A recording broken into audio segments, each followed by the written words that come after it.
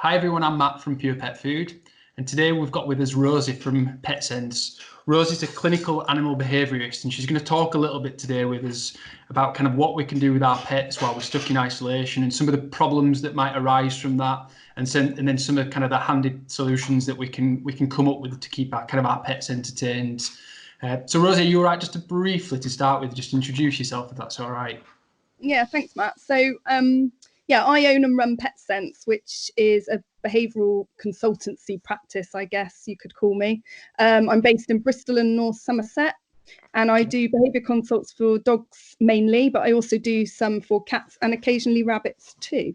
And I've been running Pet Sense for around 10 years now, and this is the first time we've been stuck in isolation since I've been working. I think it's for most people, it's never we've been stuck in isolation. So it's bringing up lots of new questions and problems for everyone. So it's a new challenge for everyone in all sorts of ways, isn't it? It is, yeah. And I'm getting a lot of inquiries from pet owners that are either already experiencing some trouble with their pets struggling with them being home more, or they're worried about when they return to work, for example. And there's some good topics to chat to people about to help. And have you got kind of dogs or cats yourself, and have you had to kind of change anything at the moment? Yeah, so I've got 3 dogs, two are senior dogs, and one is a young adolescent. So they've kind of got different challenges. And I've got 2 cats as well, and I've got 2 kids. So I'm juggling homeschool at home. The dog's getting used to everyone being around. I'm quite lucky in that because I'm self-employed, I'm quite flexible work regime anyway. So my dogs they're not used to a rigid work routine like a lot of dogs will be. So they're used to me coming and going a fair bit. But having said that, I'm still making sure I'm implementing things now so that the dogs aren't used to 24/7 company or attention ready for when things do start to return to normal. So I'm encouraging them to settle in their beds while we're working, in making sure they're getting the right rest that they need. So this is particularly important for puppies as well, where they might have people home all the time and they're not going to get the sleep that they need. Making sure they can't follow us around the house everywhere. So sometimes I'll just shut the door when they're settled somewhere. I'll just shut the door on them, spend some time in the garden without them. When one of us goes off to the shops as well, one of them sometimes comes in the van with me just for the trip. I don't get them out, but just for the trip. Just kind of keeping, because that's obviously what they do with me. They come with me on work days, normally in the van. So just trying to keep some sort of routine, making sure we're up at the same sort of time. Their 1 walk a day is at a similar time to normal. It sounds like you try to kind of mimic as much as what it would be like in normal life as possible. Yeah, that's it. I mean, within reason, but just not getting them used to that expectation that we are available 24/7. And I think that's particularly true for puppies, where they don't know any different. And if we don't teach them that isolation is okay now, that can really prove problematic later on. So and the cats as well, just briefly with them, I'm just making sure one of them in particular is quite sensitive to noise and movement, so the kids being around is a little bit tricky for her. So I'm just making sure as well that she's always got places to go, get up high, hide a little bit, and that both the dogs and cats have got their own quiet areas. So the kids, very much in my house, the rule is leave the animals alone, and if you want to interact with the animals, call the animals to you, and if the animals don't want to come to you, then we respect that. So the kids aren't pestering the animals at all. When they're settled, when they're in their beds, that is their time. That's really useful information. And to be fair, I'm all ears on the puppy front, because as I mentioned before, we've just welcomed a puppy to the family. So we've got little Pip, and we're kind of already a little bit worried around what kind of when we go back to work and things will change. So it's definitely useful to know of trying to kind of separate yourself as much as possible, just to get them used to what life will be like after. Exactly. Such an exciting time, isn't it? And in a way, there are loads of advantages to you being around more, because hopefully everyone's toilet training will be spot on. But we do need to make challenging. Just if you've got baby gates up, if you've got a puppy pen, really make the most of those areas, and make sure that puppies does have time, you know, away, that they associate being shut away from you with really nice things being given to them to occupy themselves. So it's not that they're sitting the other side of a gate or a barrier pining for you. It's that they're happy, preoccupied, doing something self-reinforcing, loads of things to chew at, stuffed Kongs, all of those things that they can hopefully do in their quiet, safe space. But they're getting used to there being a barrier between you. That's the first kind of step, is that they can't always get to you. And you can gradually build up to that being a shut door. But to start with, for most puppies, it's probably easier that they can still see you.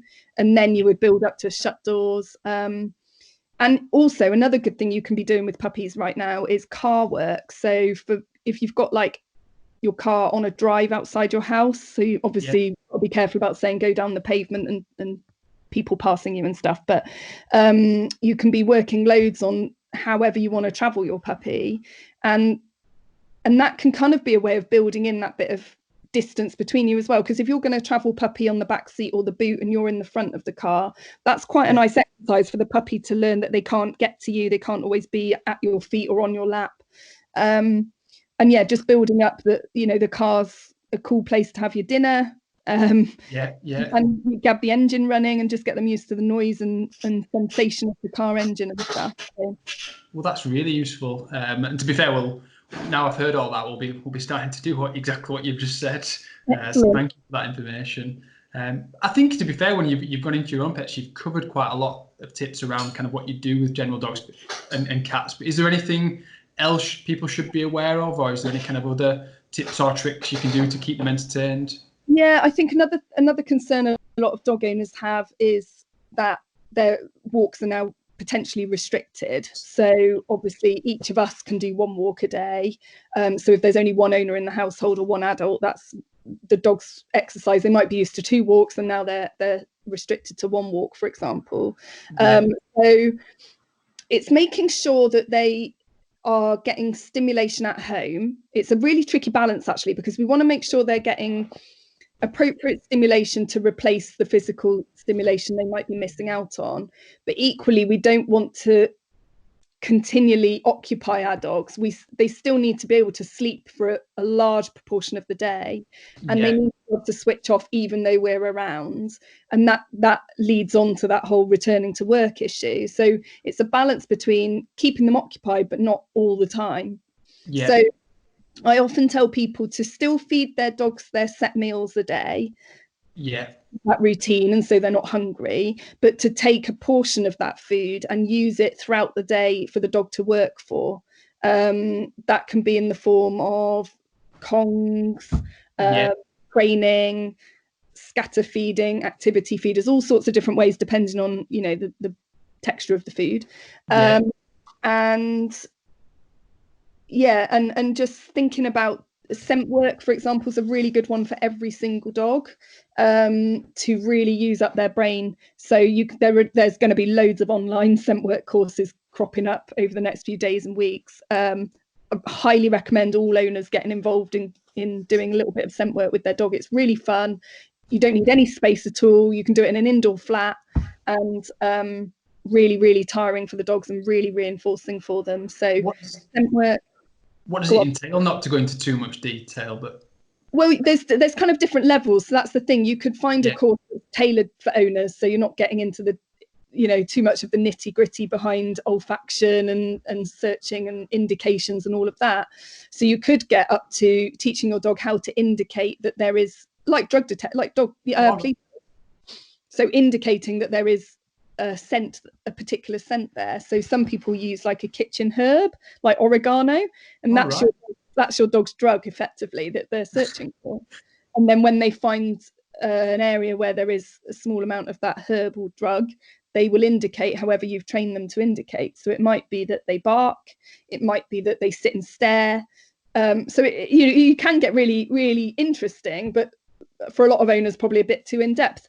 So for pet owners, it might just be as simple as hiding a ball around the flat and getting them to search for it, or a bit of one piece of kibble or one little piece of food. But you need to kind of a little bit of guidance in terms of how to build up the difficulty level is useful. So you're not doing it by yourselves and the dog doesn't really understand what you're trying to get them to do. So I would always recommend a little bit of help to get you there. But yeah, any level of temp work for however interested an owner is. Really, we'll definitely check out. We've actually started our own started doing an online puppy course, so we can look to include that as well. So that's brilliant. One of the questions I had around kind of puppies, because it's quite applicable for us at the moment, is kind of for those people who've recently picked up a puppy, and we were only at the breeders a couple of weeks ago, and they were telling us that there's all of a sudden everyone's wanting a puppy because everyone sees it as the perfect time to train one. There's the issue around kind of, obviously now vets have gone into a situation where they're only seeing pets in emergencies, so people are struggling to get the vaccinations to be able to take them out and socialise and walk. What would you do in that situation, or is there any kind of tips around to kind of help with that?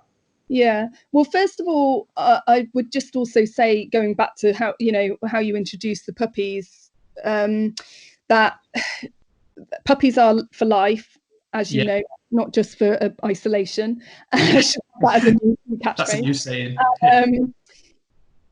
They, as I'm sure you did, Matt, they take a lot of planning and forethought, and to do it responsibly, it takes a while to find your right breeder, to do your research, it takes time to get to the point of picking up your puppy.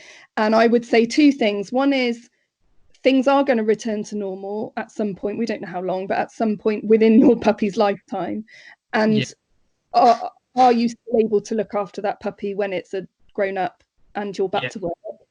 Secondly, any breeder that you ring up now saying, I really want a puppy while I'm off work, if they've got a puppy free for you right now to do that, the chances are they're not a great breeder. Good breeders will have puppies booked, weeks in advance. However, for those responsible owners and responsible breeders that, it has just happened to coincide, like yourselves, that happened to pick up a puppy at this period, there are limits at the moment, especially to socialization opportunities. There's a few things I would say. One is, try and look at the positives of it. So everyone's worrying and fretting about the fact that they might not be able to get their puppy vaccinated, and then they're limited into what they can do, and that there's not, there's puppy classes can't be run, that there's no dogs in the park for the puppy to go and play with, etc. So instead of looking at the worries of it, look at what you can do. And some of what you can do is actually quite beneficial given what's happening outside. So all puppies, even if they're not vaccinated yet, should be carried out and about. You said you've got a backpack, which is brilliant for your puppy. If you've got a really large breed puppy and you're not able to carry them far, then try a pram. Like, sounds like a joke, but it's not. Any way, basically, to keep your puppy safe from disease that might be out there, but exposing them to the outside world. And if you yourself are in isolation and you can't leave your house, even standing in your front doorway with the door open, or windows, or in your garden gateway open, and just letting them watch the world go by, even if it's the odd car or cyclist or any, whatever might come past, we've got to be showing our puppies the outside world. We cannot just keep them in the house until whatever period vets are able to vaccinate. So that's the tip. Secondly, if you can now put your puppy on the floor and you're worried that they're not getting the physical interactions with other dogs, I would say there are some positives to that. I think when we think of socialization, we often think of them getting to meet and greet and play with other dogs. And actually that can lead to a whole host of issues further down the line. So I see a lot of adolescent dogs that the owner takes them on a walk to the park. They see a dog on the far side of the park and they're off because they think, whoopee, a playmate. And the owner's got no control. They don't know anything about that dog on the other side of the park. It might be old and arthritic and not really want to be, raced up to. And when they're on a lead, they can often then start to show frustration-based behaviours when they walk past other dogs because they can't get to them to go and play with them. So actually, we don't want to set an expectation that other dogs and puppies are there to be played with. What we want from our dogs is for them to see and acknowledge another dog, but actually they want to prefer to stay with you. Yeah. So really, I think we should look at the positives of this situation right now, and puppy owners can be working on seeing other dogs at a distance across the other side of the road, or, you know, everyone's keeping their space.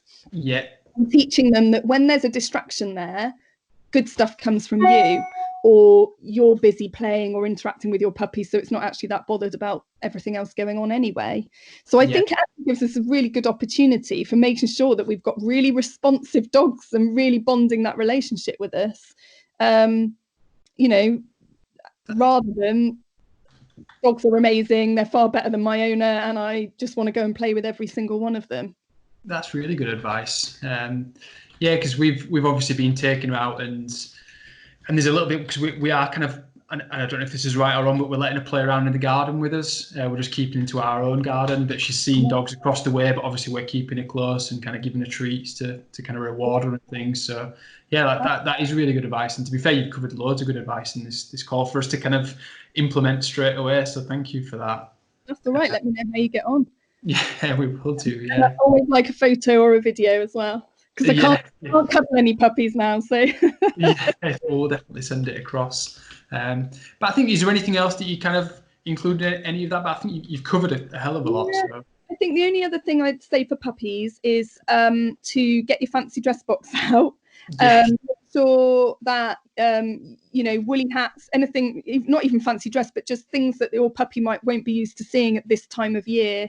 So your umbrellas, your big coats, woolly hats, scarves, any glasses, sunnies, anything that you've got lying around, high vis jackets.